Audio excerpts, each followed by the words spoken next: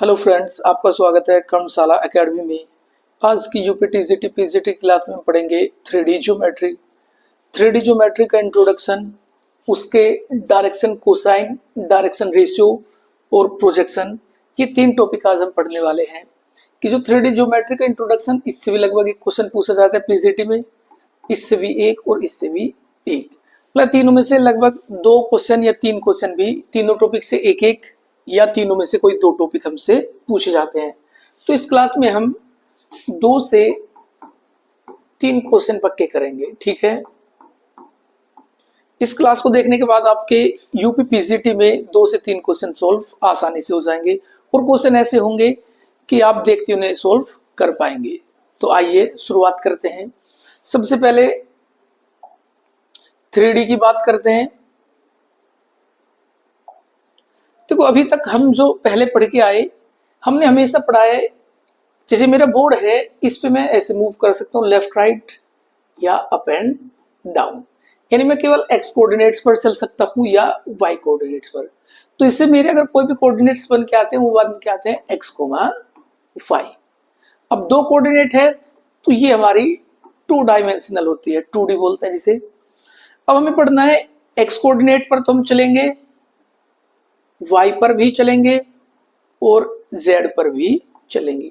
जो z coordinate होता है वो x और y दोनों के परपेंडिकुलर, मतलब ये यहाँ पर ऐसे रखा हुआ होगा, ये y से भी 90 डिग्री होगा, x से भी 90 डिग्री होगा, लेकिन इसे 2D पर ड्रॉ करना पॉसिबल नहीं है, इसलिए इसे हम जो 90 डिग्री ऐसे सामने होगा उसे इधर को लिखते हैं। ये भी 90 डिग्री का एंगल है, ये भी 90 डिग्री का एंगल है और ये भी 90 डिग्री का एंगल है, ठीक है।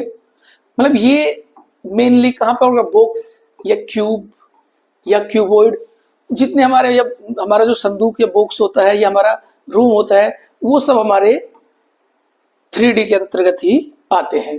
अब इसमें जो कोई भी पॉइंट होगा उस पर एक्स कोऑर्डिनेट भी होगा, वाई भी होगा और जेड भी होगा। ये हमारा 3 डायमेंशनल 3D होगा, ठीक है। अब इसे समझने के लिए एक 3D डायमेंशन वाली कोई इमेज लेते हैं।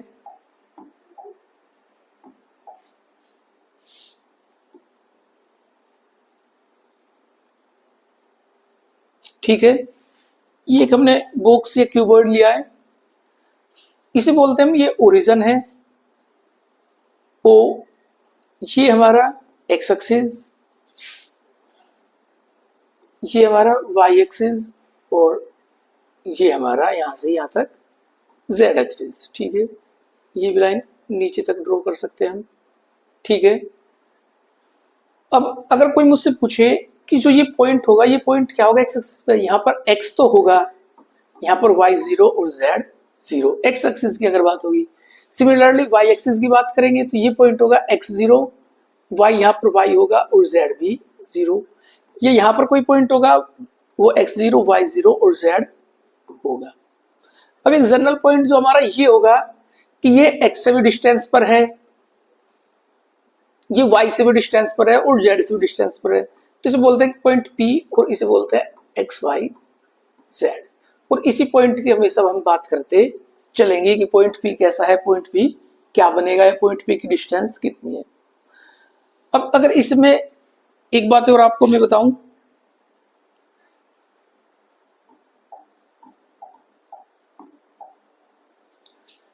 अब अगर ये देखिए, अगर ये एक्स एक्सिस और ये y, तो जो मेरा ये प्लेन बनेगा इसे बोलेंगे हम एक्स वाई प्लेन। और एक्स वाई प्लेन पर जो कोऑर्डिनेट्स होंगे वो एक्स डिस्टेंस कुछ ना कुछ कवर की, जैसे मैंने कहा यहाँ पर कोई पॉइंट देखेंगे हम इस पर, इस वाले प्लेन पर, तो इसे जाने के लिए मुझे ये देखना पड़ेगा कि मैं कुछ एक्स चला हूं और इतना फिर कुछ वाई चला हूं, ये जो डिस्टेंस होगी वाई। तो इस पर कोई भी पॉइंट बन के आएगा वो हमेशा एक्स होगा, वाई होगा और जेड यहाँ पर 0 होगा। अगर मैं इसकी बात करता हूं, ये मेरा z और ये मेरा y, z और x, ये डिस्टेंस x कवर हो रही है, ये मेरी z, तो ये प्लेन बनता है मेरा Z X plane. Z X plane पर एक्स होगा, वाई नहीं है तो वाई 0 होगा और जेड होगा। तो यहीं पर हमसे बात पूछी जाती है कि equation of X Y plane. तो जब हम एक्स वाई प्लेन की बात करेंगे तो एक्स वाई प्लेन की इक्वेशन के लिए वहां पर एक्स होगा, वाई होगा, जेड 0। तो जो 0 होगा, जैसे हम पहले पढ़ते थे, यहां पर देखिए ये एक्स एक्सिस है, तो आपसे पूछा जाता या इस पर कोई पॉइंट बनेगा, वो क्या बनेगा, वो एक्स होगा और वाई 0 होगा। तो आपसे पूछा जाता था इक्वेशन ऑफ एक्स एक्सिस, तो क्या बताते हम लोग कि y इज इक्वल टू 0, या इक्वेशन ऑफ इस पर कोई भी पॉइंट बनेगा या y x 0 होगा और y यहाँ पर कुछ भी होगा। तो इक्वेशन ऑफ y एक्सिस बनती थी, यहाँ पर x 0 है तो x इज इक्वल टू 0। ऐसे ही इक्वेशन हम यहाँ पर भी बना सकते हैं। क्या इक्वेशन बना सकते हैं कि equation of X Y plane, तो एक्स वाई प्लेन पर कोई भी जो पॉइंट होगा वो कैसे होगा, वो x, y, 0। तो यहाँ पर जो z होगा वो 0 होगा, तो एक्स वाई प्लेन की इक्वेशन होगी z इज इक्वल टू 0। बात समझ में आई। सिमिलरली वाई जेड प्लेन, अगर वाई जेड प्लेन होगा तो यहाँ पर x इज इक्वल टू 0 और जेड एक्स प्लेन पर y इज इक्वल टू 0। तो ये कंफ्यूजन दूर हो गया कि किस प्लेन की कौन सी इक्वेशन होगी। जो मिसिंग है, जो 0 है, वही हमारी इक्वेशन होगी। इसमें z 0 है, जैसे जेड एक्स है, इसका कोई भी पॉइंट बनेगा x होगा, y नहीं है तो y 0 होगा और z होगा। तो इक्वेशन क्या होगी, y इज इक्वल टू 0। तो बात समझ में आई कि इक्वेशन ऑफ प्लेन्स क्या होंगी। आगे देखते हैं, इनसे डायरेक्ट क्वेश्चन पूछे जाएंगे आपके। अब distance of a point P X Y Z, मतलब पी की ही पॉइंट पूछी जाएगी फ्रॉम एक्स वाई प्लेन। अब देखिए इसे भी एक बार शेप से समझते हैं।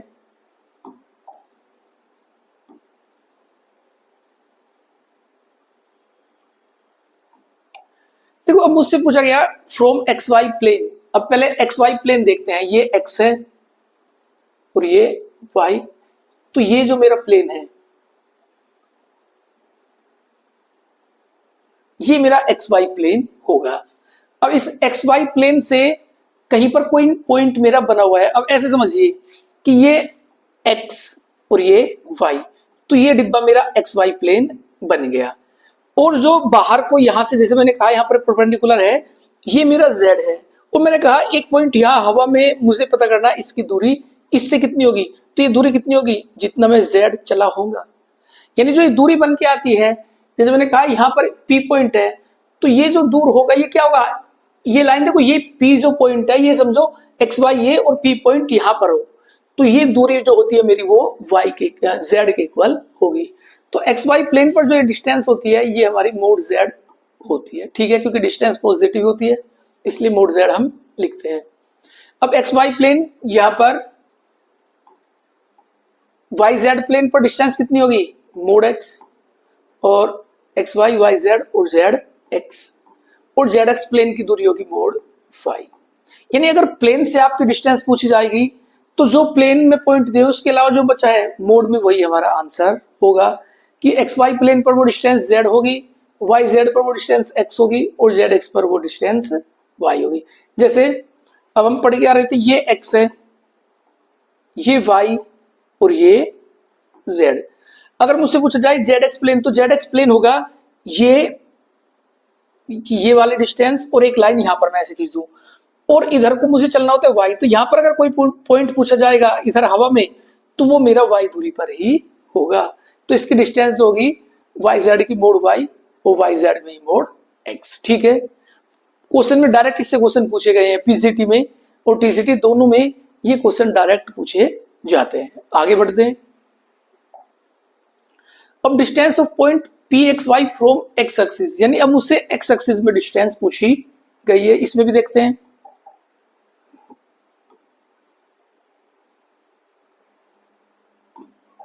देखो इस बार पहली बार मुझसे पूछा गया था इस प्लेन से दूरी, इस बार पूछा गया है इस एक्स एक्सिस से दूरी कितनी होगी। अब देखिए जो इस एक्स एक्सिस से दूरी होगी, अब आप इसे इमेज को अगर 3D इमेज को ध्यान से देखेंगे तो ये इमेज होती है, ये एक्स वाई कोई भी प्लेन होगा,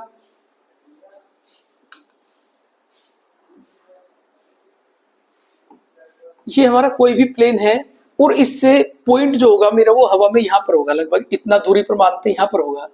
तो एक्स वाई प्लेन से जो इसकी डिस्टेंस बनेगी वो एक हमारा डायगोनल बनेगी, यानी इससे यहां तक खींचने के लिए मुझे एक डायगोनल खींचना पड़ेगा। और ये डायगोनल एक्स पर ये एक्स होगा और ये हमारा वाई, यानी ऐसी जो डिस्टेंस होगी ये वाई होगी। अब जो ये डायगोनल होगा ये डायगोनल बनेगा हमारा Y square plus Z square.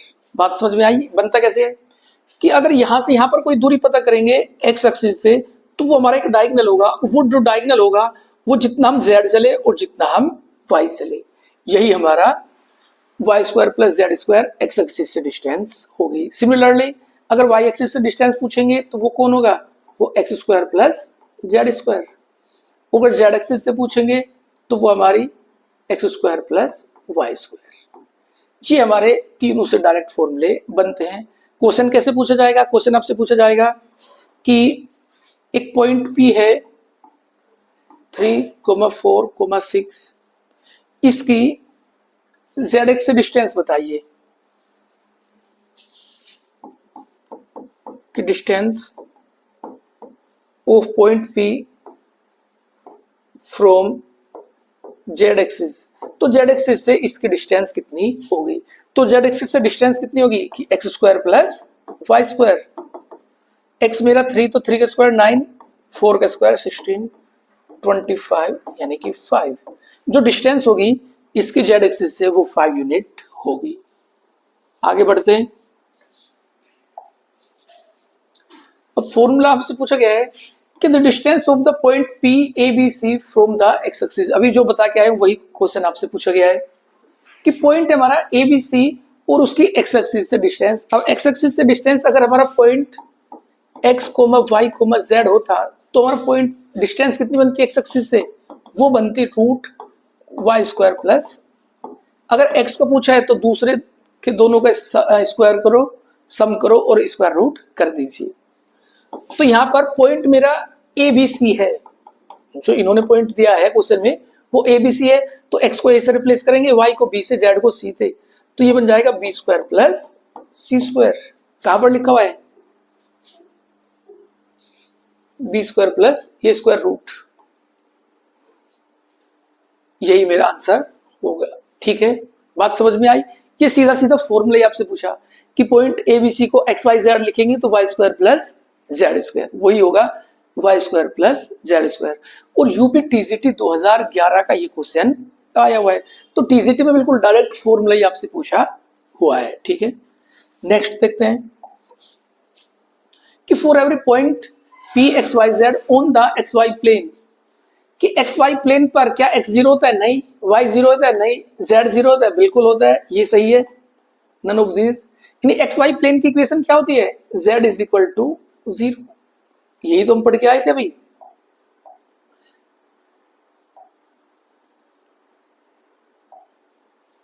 कि जेड एक्स प्लेन की इक्वेशन क्या होगी? तो y is equal to 0। Formula ही हमसे पूछा गया है। और ये कौन सा ईयर में पूछा गया है? UP TGT 2011। देखो इससे पहले वाला क्वेश्चन यूपी टीजीटी 11 में पूछा गया और पीजीटी में 2011 में ही ये पीजीटी में पूछा गया। तो जो मैंने आपको तीन बातें बताई है, इक्वेशन ऑफ प्लेन पहली बात बताइए, फिर बताइए distance of point P from X Y या कोई से भी प्लेन से, फिर distance of point P from axis से। ये तीन बातें बताइए और तीनों से पेपर में कोई सा एक जरूर पूछा जाएगा। टीजीटी में भी एक पूछा जाएगा और पीजीटी में भी एक पूछा जाएगा। आगे बढ़ते हैं। The locus of a point for which X is equal to 0 is, X कहां पर 0 होता है? वाई जेड प्लेन पर। तो एक्स वाई प्लेन पर नहीं, वाई जेड बिल्कुल सही है, जेड एक्स भी नहीं, नन ऑफ दिस भी नहीं। तो Y Z option number A is correct. ये भी टीजीटी पीजीटी का ही क्वेश्चन है, इसमें ईयर लिख नहीं पाए, तो बिल्कुल सीधे फॉर्मूले पर ये क्वेश्चन आपके बन रहे हैं। आगे बढ़ते हैं। अब पढ़ते हैं सेक्शन फॉर्मूला। सेक्शन फॉर्मूला आपने 9th से ही स्टार्ट कर दिया होगा कि हमने कहा कि एक लाइन हमारी पी क्यू है इसके point x1 coma y1 coma z1 और इसके x2 coma y2 coma z2 और एक पॉइंट r इसे इंटरनल डिवाइड करता है m रेशो n में। ऐसे आप पहले जो आप पढ़ के आए वो बताऊंगा, फिर जैसा आपको करना चाहिए वो आपको बताऊंगा। तो जो हमारा r होगा इसे मानते हैं x, y और z। ये r जो होगा इसमें x होगा मेरा mx2 plus nx1 m plus n, y होगा my2 plus ny1 upon m plus n और z होता है mz2 nz1 m plus n। पॉइंटों के एक साथ x y z लिखेंगे और हमारे पॉइंट आ जाएंगे।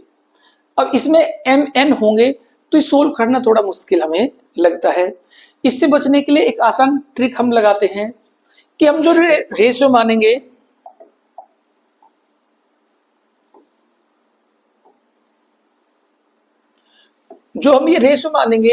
इन्हें हमेशा लैम्डा रेशियो 1, क्योंकि इसमें दो वेरिएबल m और n हमने जोड़े थे, इधर लैम्डा और 1, तो एक लैम्डा ये, तो ये सोल्व करना आसान होता है। तब हमारा x क्या बनेगा?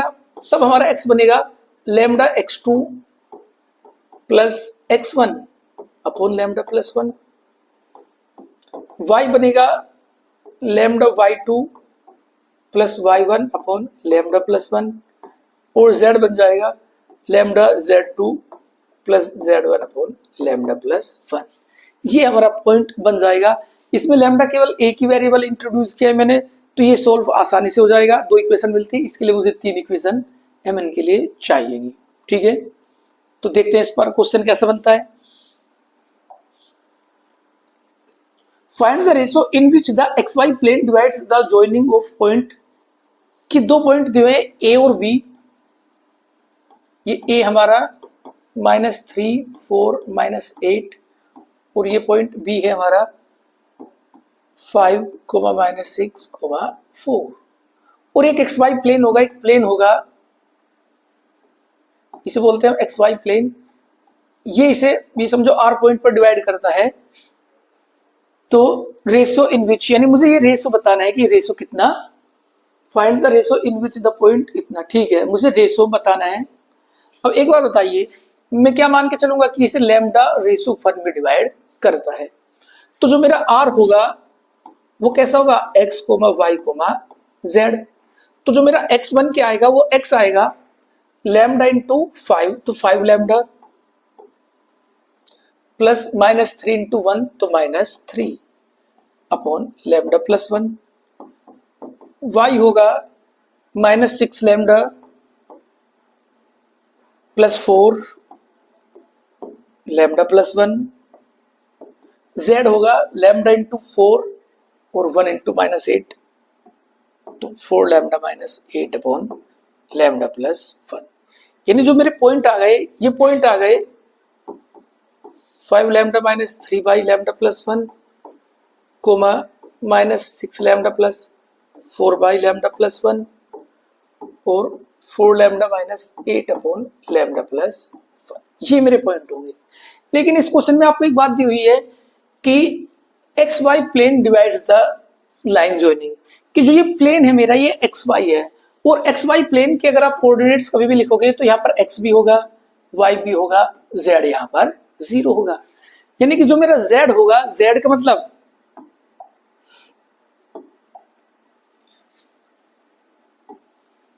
कि ये जेड, ये मेरा 0 होना चाहिए।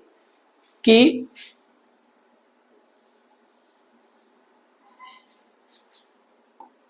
Four lambda -8 upon lambda plus 1 0 होना चाहिए। ये 0 में भेजेंगे तो 4 लैम्डा इज इक्वल टू 8 या लैम्डा इज इक्वल टू 2।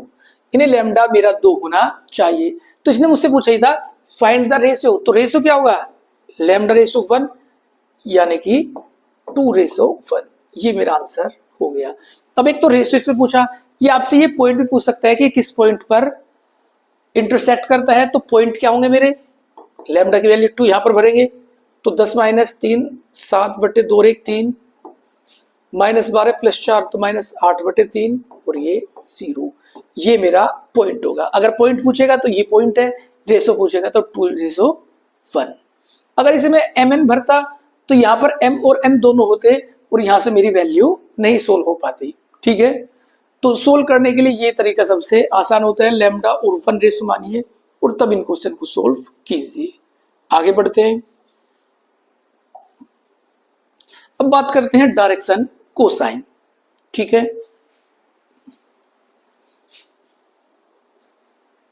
अब डायरेक्शन कोसाइन की बात करेंगे। मैंने कहा कि भाई ये हमारा एक्स एक्सिस है, ये वाई और ये जेड, और एक हमारी लाइन या वेक्टर है, ये ओ होता है, ये पी, तो ओपी वेक्टर है हमारा। ये एक्स एक्सिस से एंगल बना रहा है अल्फा, ये बना रहा है बीटा,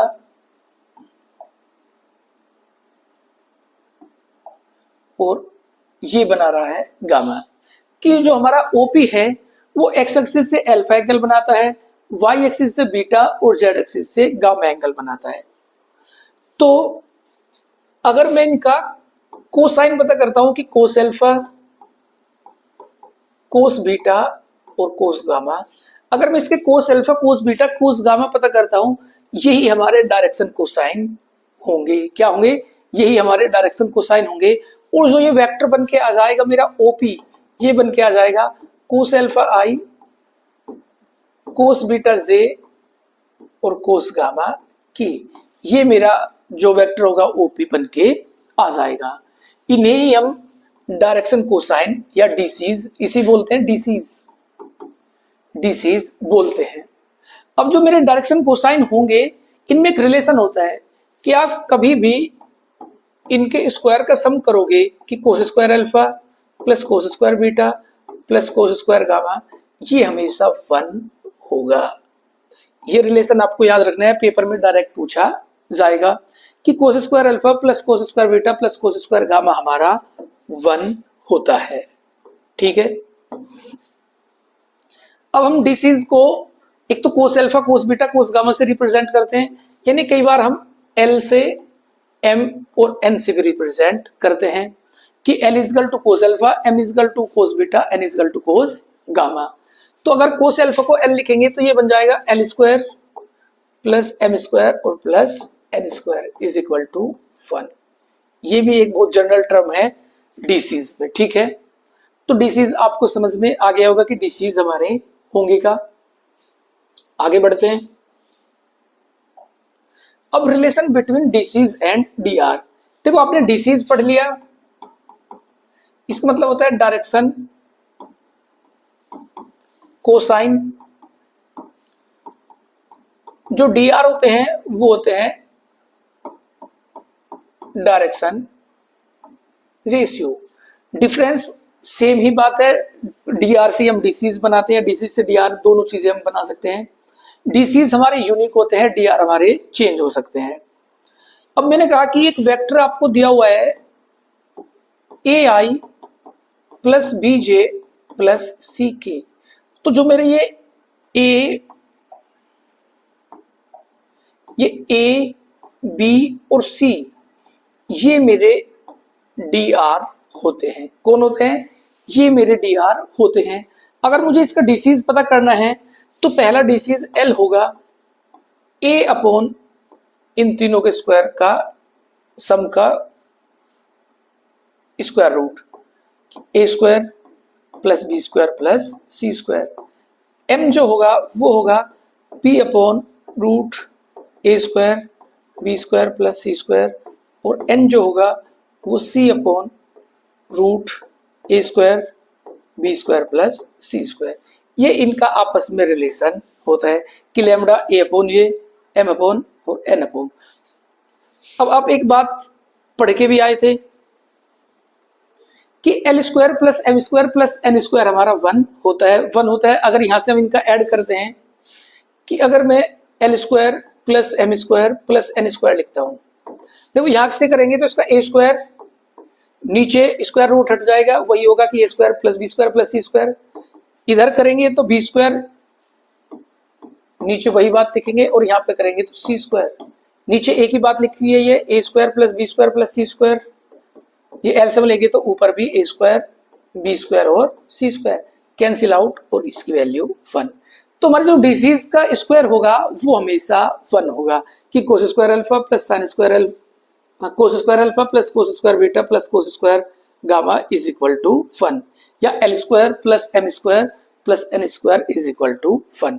यही हमारे डायरेक्शन, कोसाइन और डिजीज होते हैं। एक क्वेश्चन इस पर भी पूछा जा सकता है। क्या क्वेश्चन बनता है देखते हैं। ये यूपी टीजीटी 2010 का क्वेश्चन है, करते हैं।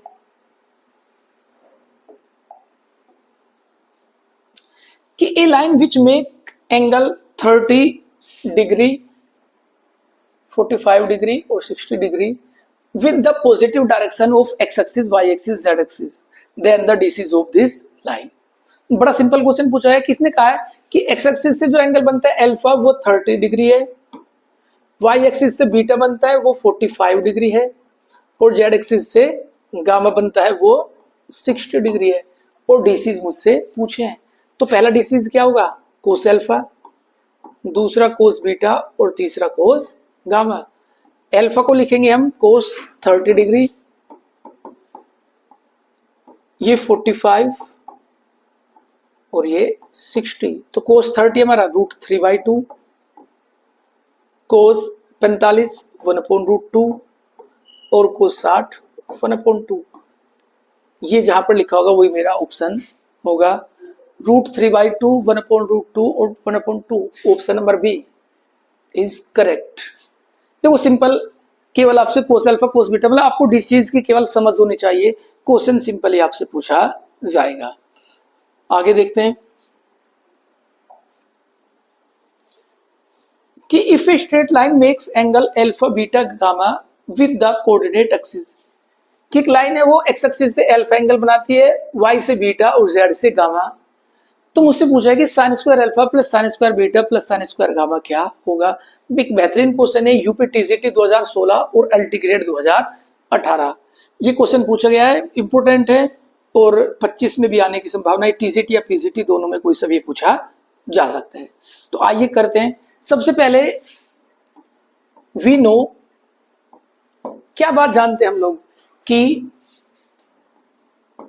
कोस square alpha cos square beta कोस स्क्वायर गामा वो हमारा 1 होता है।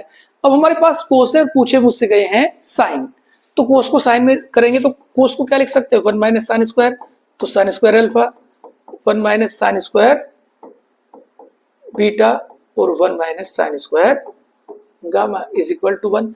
देखो माइनस का साइन स्क्वायर माइनस का साइन स्क्वायर माइनस का साइन स्क्वायर उधर ले जाएंगे तो पॉजिटिव हो जाएंगे, तो ये बन जाएंगे sign square alpha sign square beta और साइन स्क्वायर गामा।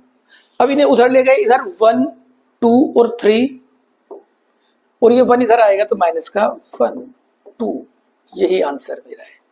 यानी कि sign square alpha plus sine square beta plus sine square gamma मेरा 2 के इक्वल होगा। ऑप्शन नंबर सी ये हमारा 2 होगा।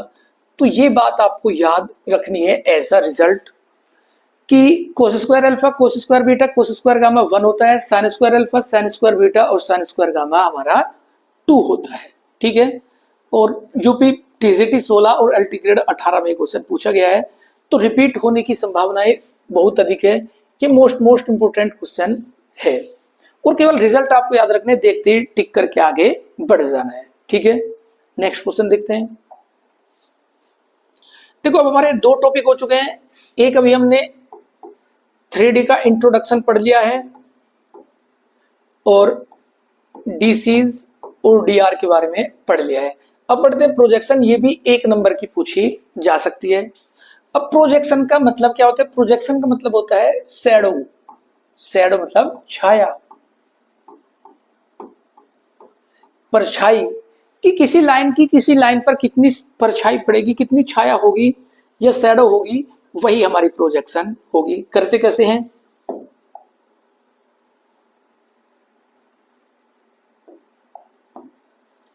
कि मैंने कहा कि एक ये लाइन है पी क्यू और एक नीचे लाइन ये दी हुई है ए बी। तो आपसे पूछा जाएगा कि find the projection of P Q on the line A B. ठीक है, तो इस पी क्यू की ए बी पर कितनी परछाई पड़ रही है, कितनी छाया है, वही हमें बताना है। अब इसकी जो शैडो होगी वो कहां पर होगी, वो यहां से लेकर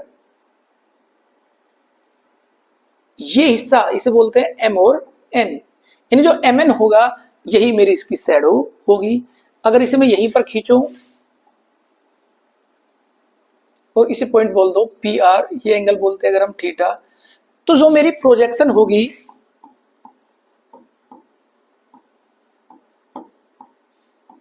वो मेरी एम एन होगी या वही मेरी पी आर होगी, यानी कि मुझे एम एन या पी आर ही पता करके चलना है। अब प्रोजेक्शन के लिए दो बातें मेन होती है कि जिसकी प्रोजेक्शन पता करनी है उसके हमें पॉइंट पता होने चाहिए, यानी पी हो हमारा x1 y1 z1, q हमारा हो x2 y2 z2। ठीक है, और जिस लाइन पर शैडो पता करनी है उसके हमें डीसीज पता हो, कि अगर मैं इसके डीसीज बोलता हूं एल एम एन, तो जो मेरी प्रोजेक्शन होगी वो होगी L x2 minus x1 plus M y2 minus y1 plus N z2 minus z1। ये मेरा प्रोजेक्शन का फॉर्मूला होगा। बात समझ में आई कि मुझे जिसकी प्रोजेक्शन पता करनी है उसके पॉइंट पता होने चाहिए और जहां पर प्रोजेक्शन पता करनी है उसके डीसीज हमें पता होने चाहिए। तो इनका जो फॉर्मूला बनता है वो P equal to L x2 minus x1 m y2 minus y1 और n z2 माइनस z1। ठीक है, अब डीसीज, अगर डीसीज ना देके इसकी ये डी आर दे दे मुझे कि इसके D R A B C है, तब प्रोजेक्शन क्या बनेगी, तब एल को क्या लिखेंगे हम, A upon root A square plus B square plus C square और यहाँ पर x2 माइनस x1। ऐसे ही m को b अपॉन ये लिखेंगे, तो इसे हम सबके डिवाइड में एक साथ ही लिख सकते हैं कि अगर इसे मैं यहां पर लिख दूं ए स्क्वायर बी स्क्वायर सी स्क्वायर, तो ये बन जाएगा b y2 माइनस y1 और c z2 माइनस z1। तब मेरी प्रोजेक्शन डी आर में ये होगी और प्रोजेक्शन पर एक क्वेश्चन हमारा पूछा जाएगा। प्रोजेक्शन का मतलब ये होता है हमारा परछाई या शैडो कितनी बनेगी, कि जैसे यहाँ पर कोई भी लाइट सोर्स हो तो इसकी जो शैडो आएगी, जितनी शैडो इसकी बन के आएगी वही इसकी प्रोजेक्शन होगी। इसमें आपको एक बात और याद रखनी है कि अगर ये हमारी लाइन है ए बी जिस पर मुझे प्रोजेक्शन लेनी है और मैंने कह दिया कि जो पी क्यू है मेरा वो ऐसा है, तो क्या इसकी और यहाँ पर कोई भी लाइट ऑफ सोर्स या सोर्स ऑफ लाइट है, लाइट सोर्स है, तो इसकी प्रोजेक्शन इस पर कोई बनेगी, कोई भी नहीं बनेगी। यानी कि अगर कभी भी हमारी प्रोजेक्शन जीरो आ जाए इसका मतलब होगा कि जो दोनों लाइनें हैं वो आपस में परपेंडिकुलर है। तो दो लाइन परपेंडिकुलर दिखाने के लिए आप प्रोजेक्शन वाला मेथड भी लगा सकते हैं। हालांकि दो लाइन परपेंडिकुलर के लिए हमें क्या दिखाना होता है, ए डॉट बी जीरो। तो जो हम ये करते हैं ये एल और x2 माइनस x1 ये डॉट ही तो होता है, ये होता है हमारा dot x2 minus x1 i plus y2 minus y1 j plus z2 minus z1 k का डॉट हम करते हैं li mj और mk से, तब ये बन के आता है हमारा L x2 minus x1 m y2 minus y1 और n z2 माइनस z1। तो आपको ये बात हमेशा याद रखनी है कि अगर दो लाइन परपेंडिकुलर है तो इसका मतलब उनकी प्रोजेक्शन जीरो होगी। या पेपर में पूछ लिया जाता है कि अगर किसी लाइन की दूसरी लाइन पर जो प्रोजेक्शन है वो जीरो है तो उन लाइनों के बीच का एंगल होगा, वो ऐसे ऑप्शन दे देगा 0 डिग्री 30 60 या 90, तो आपको टिक करना होगा कि वो 90 डिग्री उनके बीच में एंगल होगा। ठीक है, क्वेश्चन देखते हैं इस पर। Find the length of segment of a line whose projection on the axis are 2, 3, 6। अच्छा, एक्सिस पर प्रोजेक्शन पूछिए। एक बात सुनिए,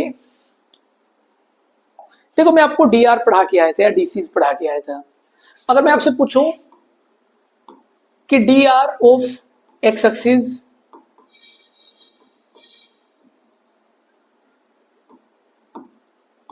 तो क्या होंगे आप बता पाएंगे? देखिए कैसे होता है। देखो ये एक्स एक्सिस है, ये वाई और ये जेड, और मुझसे पूछा गया है कि D R of X axis, यानी इसी पर ही एक लाइन यहां पर खींची हुई है, यहां पर ही पी है, तो मुझे इसी के डीसीज या डी आर बताने हैं। अब ये लाइन खुद से कितना एंगल बना रही होगी? अल्फा 0 डिग्री, बीटा वाई से तो ये 90 डिग्री बनाएगी,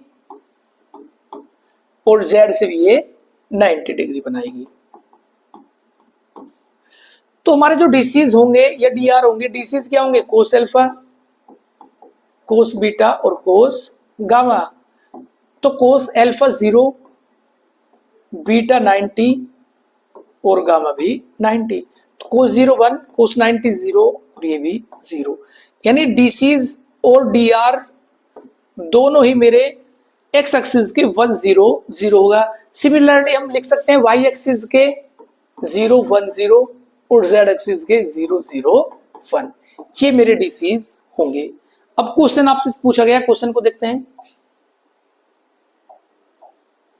क्वेश्चन आपसे पूछा गया है कि find the length of segment of a line, कि एक लाइन, एक सेगमेंट बना लीजिए पहले, इसे बोलते हैं ए और ये बी, इस पॉइंट को मानते हैं x1, y1, z1, इसे मानते हैं x2, y2, z2। तो मुझे ए बी बताना है कि ए बी कितना होगा, लेंथ ऑफ सेगमेंट यानी लेंथ ऑफ ए बी, ठीक है। अब इसके लिए मुझे कंडीशन क्या दी है कि whose projection on the axis are, यानी एक्स एक्सिस पर प्रोजेक्शन 2 है, वाई पर 3 और जेड पर 6। अब प्रोजेक्शन के लिए मुझे पता होना चाहिए, सबसे पहले बात करते हैं ऑन एक्स एक्सिस। भाई ये हमारी लाइन है ए बी और ये हमारा एक्स एक्सिस है, तो इस पर मुझे ये प्रोजेक्शन पता करनी है, प्रोजेक्शन कितनी होगी। तो प्रोजेक्शन के लिए मैं आपको बता क्या था कि मुझे इसके पॉइंट पता हो और इसके डीसीज पता हो। तो इसके डीसीज कितने होंगे? 1, 0, 0, ये डीसीज होंगे। पॉइंट हमारे वही x1 x2 ये दिए हुए हैं कि x1 y1 z1 और ये x2 y2 z2। प्रोजेक्शन आएगी कितनी? प्रोजेक्शन p ये आनी चाहिए 1 इंटू यानी l into x2 minus x1 plus m, ये 0 है, ये y2 माइनस y1 और प्लस n भी 0 है तो 0 z2 माइनस z1। और p एक्स एक्सिस पर प्रोजेक्शन है कितनी? 2, तो ये कितनी बनेगी? x2 माइनस x1, ये सब 0, इक्वेशन 1। अब ये बनी एक्स एक्सिस पर। सिमिलरली अगर y एक्सिस पर देखेंगे तो अब यहां पर 1 आएगा, ये 0 होंगे, तो यहां पर बनेगा y2 माइनस y1 और z पर z2 माइनस z1। y पर प्रोजेक्शन 3 है तो ये 3 होगा और ये हमारा 6 होगा। ये बातें आपको याद रखनी है, या आपको यही याद रखना है कि अगर प्रोजेक्शन ऑन द एक्सिस पूछा जाएगा तो जो प्रोजेक्शन होगी वो x2 minus x1 x axis वाली होगी, y2 माइनस y1 y वाली और z2 माइनस z1 z वाली। अब आपसे पूछा था लेंथ ऑफ सेगमेंट, यानी आपसे ए भी पूछा है, और दो पॉइंट के बीच के डिस्टेंस का फॉर्मूला क्या होता है हमारा? x2 माइनस x1 का स्क्वायर, y2 माइनस y1 का स्क्वायर, z2 माइनस z1 का भी स्क्वायर।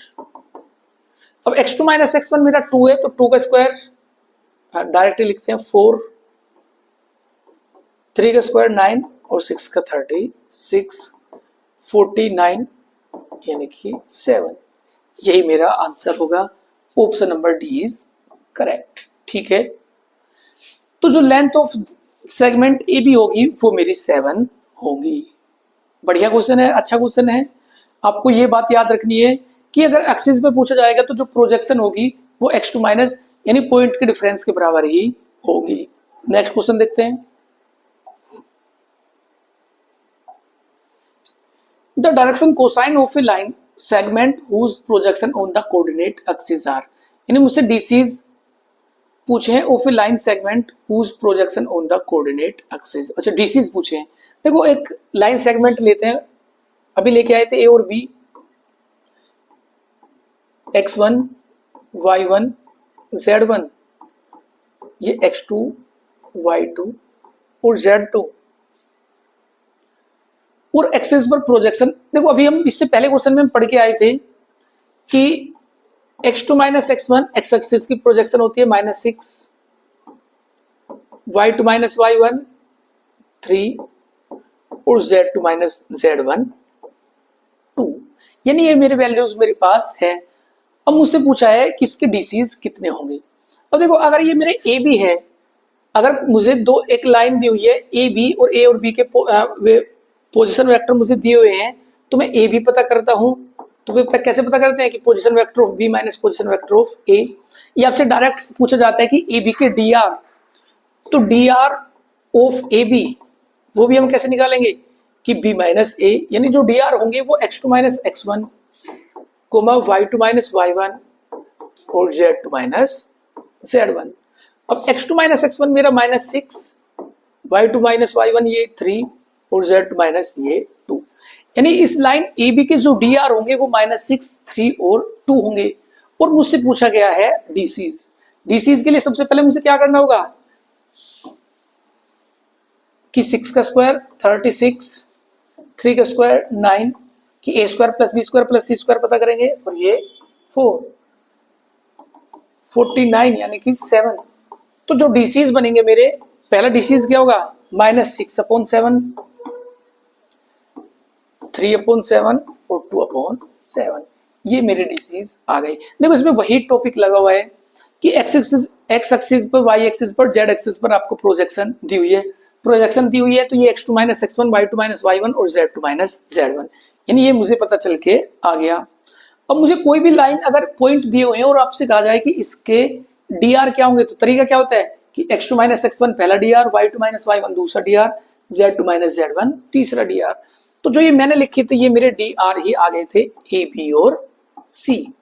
अब मेरे dr a b c आ गए हैं, तो dr को dc's में कन्वर्ट करने का एक ही तो तरीका है कि सबसे पहले तीनों का स्क्वायर करके सम करके स्क्वायर रूट करेंगे कि root A square plus B square plus C square, ये मेरा आ गया 7। तो डीसीज क्या होगा ए अपॉन ये, बी अपॉन ये, सी अपॉन ये मेरे डीसीज आ जाते हैं। बेहतरीन क्वेश्चन था, आगे देखते हैं। पीपीटी खत्म। तो 3D ज्योमेट्री के जो मैक्सिमम क्वेश्चन थे वो मैंने आपको इस क्लास में सोल्व करवा दिए हैं। अब कल मिलते हैं अगली क्लास के साथ। आज की क्लास यहीं पर समाप्त करते हैं। क्लास अच्छी लगी हो तो शेयर कीजिए, इसे कमेंट भी कीजिए। कोई आपकी क्वेरी हो तो आप कमेंट में मुझसे पूछ सकते हैं, ठीक है। तो आज की क्लास यहीं पर खत्म करते हैं।